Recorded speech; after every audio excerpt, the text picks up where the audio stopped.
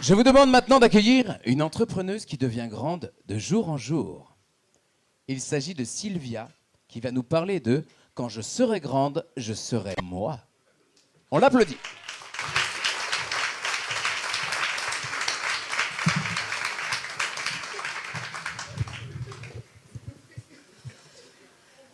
C'est impressionnant, hein? Bonsoir.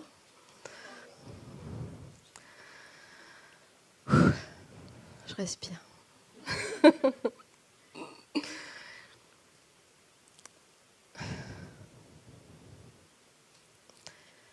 Savez-vous d'où vient le W de mon prénom, Sylvia? Oui, ça veut dire forêt, mais c'est pas l'histoire aujourd'hui. De Pologne. Je suis née le 18 octobre 1978 à Wrocław, en Pologne. Cette année-là, il y avait la guerre civile et il y avait le record de froid. Il faisait moins 30 degrés. Les canalisations étaient gelées et c'était compliqué. La vie n'était pas facile. On avait même des tickets qui étaient rationnés pour s'alimenter. C'est ma mère qui me racontait ça. Et ma mère m'a eu jeune. Elle m'a eu à 19 ans. Elle m'a élevée seule. Elle a divorcé de mon père qui était violent, surtout quand il buvait. Et elle était fleuriste à l'époque, à son compte. Mon père était parti vivre en France pour le travail. En France, pardon. Et l'été de mes 5 ans, ma mère décide de partir en Pologne pour les vacances d'été, pour que je puisse connaître mon père. Mais ça ne s'est pas exactement passé comme elle le souhaitait. Mon père nous a pris nos passeports et n'a jamais voulu qu'on reparte. Donc du coup, en fait, on était kidnappés dans un pays. Et ma mère ayant peur de lui, on n'avait pas le choix. Ma mère est partie travailler en usine et puis moi, je suis partie à la maternelle. J'avais 5 ans. 5 ans après, ma mère réussit à se libérer de mon père. On est parti vivre en Allemagne. C'était en CM2, en milieu de CM2. Et je ne savais pas qui j'étais, en fait. Je ne savais plus si j'étais une Polaque, une Französisch.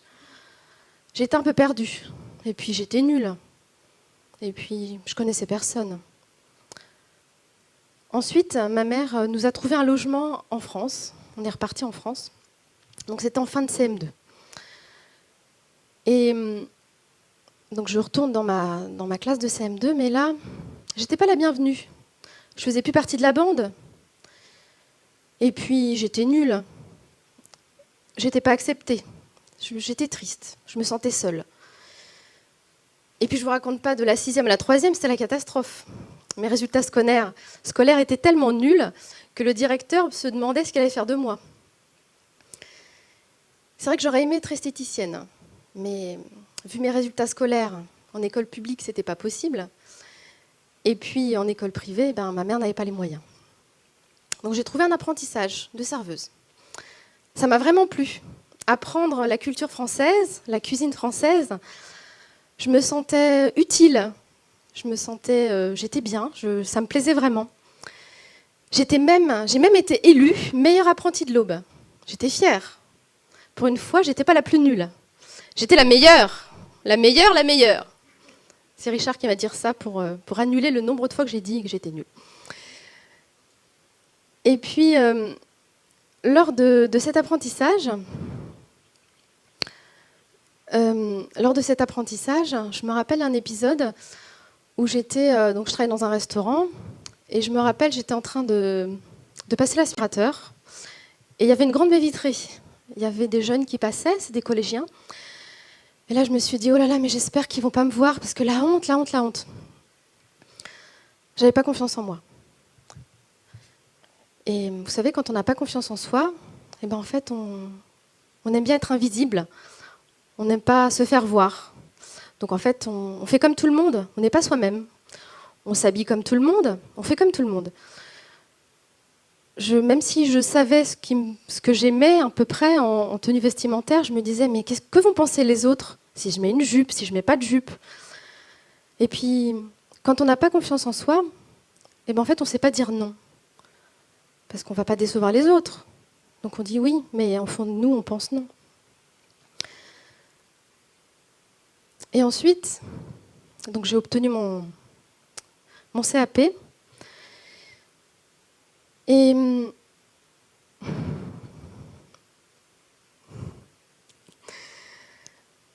j'ai pas trouvé de travail dans mon domaine tout de suite. Donc j'ai fait des petits boulots. Et puis j'ai trouvé un emploi dans une station-service. C'était un métier cool.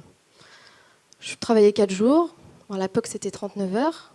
J'avais 3 jours de repos. Et ça me permettait de continuer à travailler dans l'hôtellerie. J'ai d'ailleurs passé mon BP en candidat libre à cette période-là. Et puis un jour, on m'a proposé une place pour être maître d'hôtel dans un restaurant.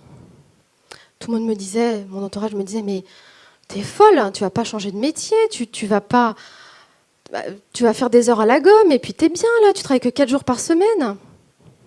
Bah oui, mais j'étais pas bien. C'était peut-être un métier cool, ils avaient raison. Mais en fait, je m'éclatais pas. J'étais pas épanouie. Donc pour une fois, j'ai dit non. J'ai pas écouté mes amis. J'ai pas écouté ma mère, pour une fois. Ma mère, une femme autoritaire. Vous savez, les femmes de l'Est, elles ont du caractère. Et quand votre mère vous dit non, quand elle vous dit « tu fais ça », eh ben t'exécutes et tu te tais. Tu fais ce qu'on te dit. Et pour une fois, non, j'ai pas obéi. En plus, c'était ma vie quand même. Donc j'ai démissionné, j'ai déménagé et j'ai pris ce poste. Et j'aimais ce que je faisais. J'aimais ce métier. D'ailleurs, c'est là que j'ai rencontré mon époux. Et au bout de quelques années, c'est vrai que le fait de passer les commandes, de voir les clients très peu en fait, seulement à l'encaissement, ça me plaisait plus. J'en avais pas assez. J'aimais les gens et je me sentais pas épanouie. Donc à ce moment-là, j'ai décidé de faire un bilan de compétences. Vous savez, un bilan de compétences, en fait, c'est ce que je croyais, c'est qu'on apprend des choses, on fait des petits tests, donc je pensais que ça allait être sympa. Mais en fait, quand vous faites un bilan de compétences, on vous donne des fiches à remplir par vos anciens collègues. Et là, ce jour-là, en fait, j'ai appris que j'étais tyrannique. Là, ça paraît pas comme ça. Hein. Mais en fait, j'étais tellement exigeante avec moi-même que je l'étais avec les autres. Ma timidité m'a appris à être humble, à prendre du recul, à me dire que on n'a pas tous les mêmes besoins, on n'a pas tous les mêmes envies.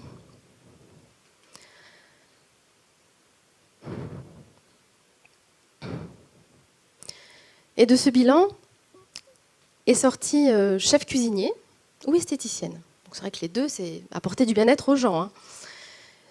Donc j'ai repris mes études à 25 ans et je suis retournée à l'école avec des jeunes filles de 15 ans pour préparer mon CAP d'esthétique. Mais figurez-vous, les jeunes filles de 15 ans, on n'a pas le même objectif. Moi, j'étais là pour apprendre un métier et ces jeunes filles-là étaient plus en atelier papotage. C'était pas pareil. Mais elles m'ont encore appris à grandir, à apprendre sur moi.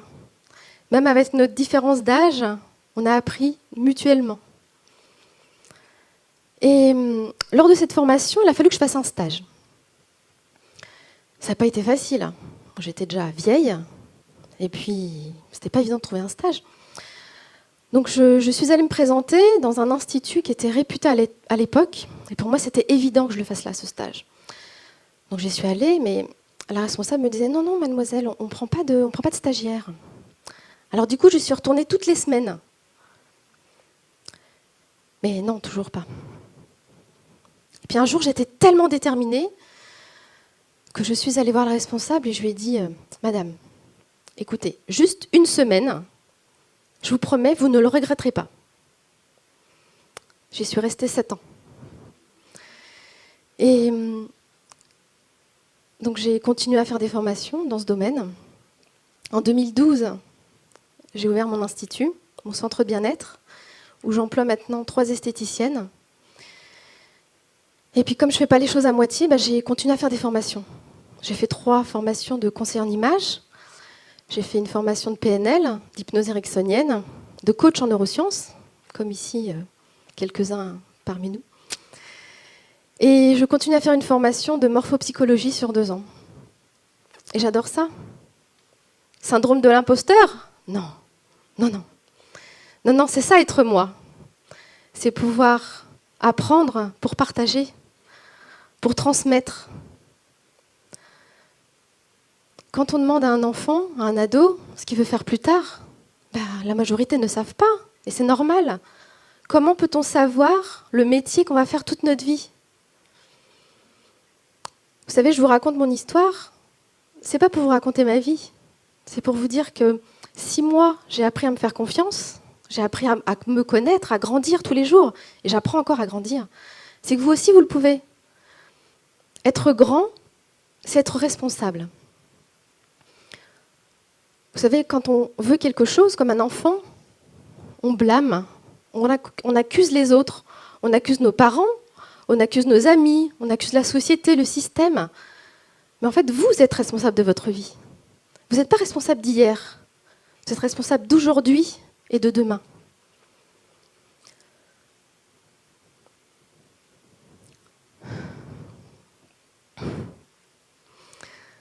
Vous pouvez changer les choses, vous avez le pouvoir de changer les choses. Mettez de la joie dans votre vie, faites ce qui vous fait plaisir, faites les choses que vous aimez. Osez, osez essayer, osez être téméraire, osez échouer, osez apprendre, osez grandir.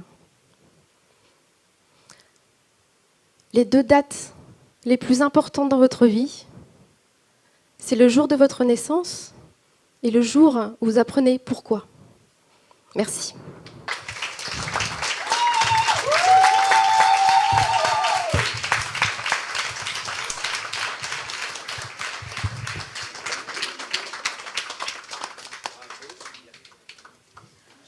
Bravo.